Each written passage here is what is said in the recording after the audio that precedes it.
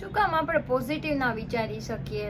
લાઈફમાં જ્યારે આપણે પ્લાનિંગ પ્રમાણે બધું ચાલતું હોય ત્યારે તો આપણે 2000% હેપી હશું, સારું સારું બોલશું, સારું સારું વિચારશું, ફ્રેન્ડ્સને એડવાઇસીસ દેશું, ફ્રેન્ડ સાથે પાર્ટીઝ કરશું, બહાર હેંગઆઉટ્સ કરશું, મૂવીઝ માટે જશું. જે લોકો આપણી એડવાઇસ નહીં માગતા હોય એને પણ આપણે સામેથી એડવાઇસ દેવા જશું. કેમ કે આપણે એકદમ પોઝિટિવ ને એકદમ હેપી ફીલ કરતા હશું. પર ઇન કેસ ભૂલે બિસરે જો 1% બી આપણા પ્લાનિંગ પ્રમાણે લાઈફમાં કંઈક ના ચાલ્યું એટલે બસ જેમ ઓલું ગરમ તવા ઉપર પાણી છૂટકે એટલે કેવું આમ તરત ઉકળી આવે એવી આપણી સિચ્યુએશન હોય છે. Hello guys, stay active, stay positive and of course stay tune with my channel. I Mansi Khakhar heartly welcome you all to my YouTube channel.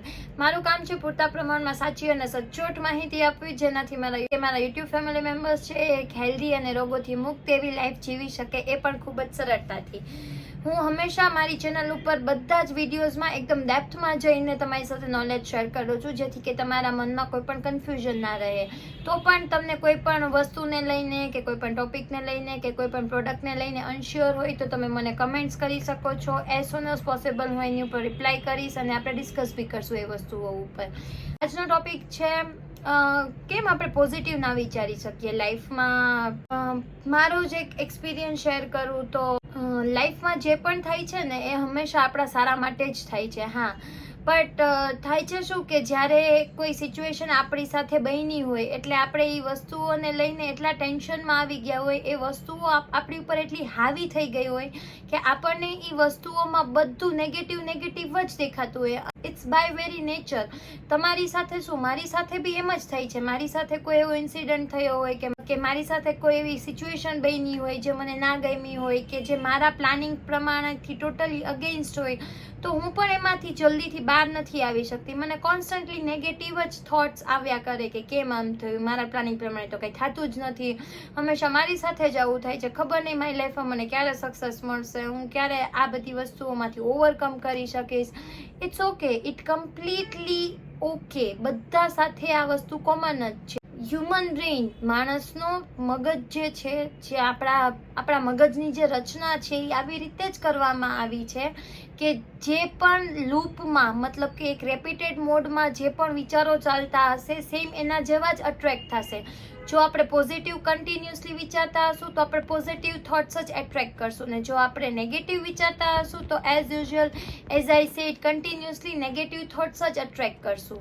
મતલબ કે લાઈફમાં જે કાંઈ બી થાય છે એ ઓલવેઝ સારા માટે જ થાય છે. પણ હા, જ્યારે આપણી સાથે કોઈ વસ્તુઓ એવી થઈ હોય જે આપણને ના ગમી હોય, જે આપણા પ્લાનિંગની અગેન્સ્ટ હોય, એટલે આપણને નેગેટિવ થોટ્સ જ આવે કે કેમ આમ થયું, શું કામ આમ થયું.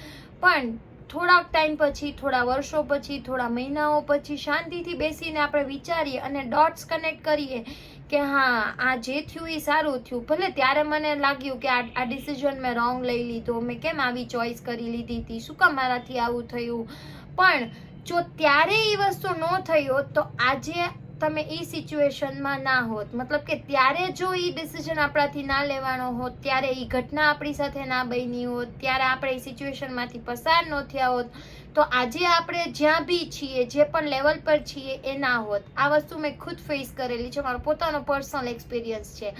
ઇવન મારી જ એક ફ્રેન્ડનો એક્સપિરિયન્સ હું તમને શેર કરું તો જ્યારે એવો સમય ચાલતો હોય જ્યારે આપણા પ્લાનિંગ પ્રમાણે ના થતું હોય, વસ્તુઓ આપણા પ્રમાણે ના ચાલતી હોય, સિચ્યુએશન્સ ટોટલી અગેન્સ્ટ હોય આપણા પ્લાનિંગની, તો ત્યારે એવું કેમ ના વિચારી શકાય કે હશે, ચલો અત્યારે જે થાય છે એને સહન કરી લઈએ, અત્યારે જે સિચ્યુએશન છે એની સાથે ડીલ કરી લઈએ. આપણને બધાને ખબર જ છે કે કોઈ પણ પ્રોબ્લેમ, કોઈ પણ સિચ્યુએશન, કોઈ પણ સર્કમસ્ટન્સીસ, નથિંગ ઇઝ પરમેનન્ટ. કોઈ પણ વસ્તુ પરમેનન્ટ નથી, ટેમ્પરરી છે. આજે છે કાલે જતી જ રહેશે. સારો સમય પણ પસાર થઈ જવાનો છે અને ખરાબ સમય પણ પસાર થઈ જ જવાનો છે. ત્યારે એવું કેમ ના વિચારી શકાય કે હશે, ચલો અત્યારે આ નસીબમાં છે. એક વસ્તુ હંમેશા યાદ રાખવાની કે જ્યારે જે સમયે જે થવાનું છે એ થઈને જ રહેવાનું છે, એને તમે કે હું કોઈ જ નહીં રોકી શકીએ કે કોઈ બદલી પણ નહીં શકીએ. ત્યારે એવું વિચાર લેવાનું કે ઓકે, કાંઈ વાંધો નહીં, અત્યારે નસીબમાં આ છે, ચલો કાંઈ વાંધો નહીં, આની સાથે ડીલ કરી લઈએ. કેમ હસતા મોઢે વસ્તુઓને ડીલ ના કરી શકાય? શું દુઃખી, ઉદાસ થઈને જ ફરવું જરૂરી છે? જો આપણે દુઃખી ને ઉદાસ થઈને ફરશું એટલે આપણી આજુબાજુના જે લોકો હશે, જેમ કે આપણા ફેમિલી મેમ્બર્સ, આપણા ફ્રેન્ડ્સ, જ્યાં વર્ક કરતા હશું ત્યાં કોલિગ્સ, મતલબ કે આપણા સહકર્મચારીઓ, કોઈ પણ આપણને એવી રીતના જોઈને ખુશ નહીં રહી શકે. ઇવન આપણા પરિવારજનોને તો વધારે ચિંતા થશે કે અરે આની સાથે આવું શું થઈ ગયું હશે, કેમ આવું ફેસ લઈને ફરે છે. તો ઇવન આપણે એમને બી ટેન્શનમાં નાખી દઈશું. પણ એની જગ્યાએ એમ વિચારીએ, એની જગ્યાએ એક થોટ ખાલી ચેન્જ કરી નાખીએ કે ઓકે કાંઈ વાંધો નહીં, આ સમય પણ પસાર થઈ જવાનો છે. કોઈ પણ સિચ્યુએશન 100% સ્ટે નથી કરતી આપણી લાઈફમાં. ક્યારેય સારી હોય ખરાબ હોય એ ચેન્જ તો થશે જ, because time is the only constant thing. સમય જ એવી વસ્તુ છે જે નિરંતર ચાલ્યા કરે છે, નિરંતર બદલાયા કરે છે.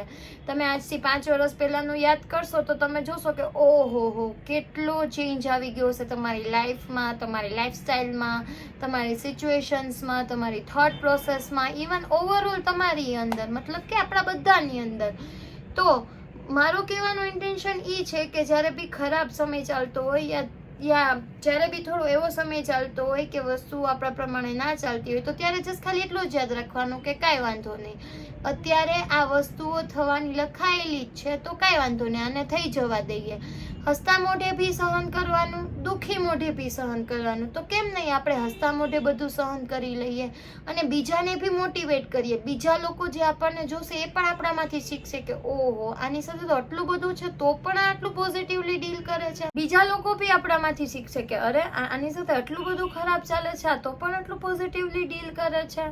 તો આપણે બીજા લોકોને બી ઇન્સ્પાયર કરવાના છે કે કેટલું બી દુઃખ ચાલતું હોય, કેટલો બી સમય ખરાબ ચાલતો હોય, કેટલી બી સિચ્યુએશન્સ અગેન્સ્ટ ચાલતી હોય, હંમેશા હસતા મોઢે ને એક પોઝિટિવ માઇન્ડસેટથી જ લાઈફમાં રહેવાનું છે કે કાંઈ વાંધો નહીં, આજે જે મારે જોઈએ છે એ નથી થતું તો કાંઈ વાંધો નહીં, કાલે તો થઈ જ જશે. તમને મારો આજનો વિડીયો ગમ્યો હોય then please do like, share and subscribe. Friend સાથે શેર કરો, ફેમિલી મેમ્બર સાથે શેર કરો. હસતા રહો, ખુશખુશાલ રહો. Bye bye, see you in the next vlog. Love you all.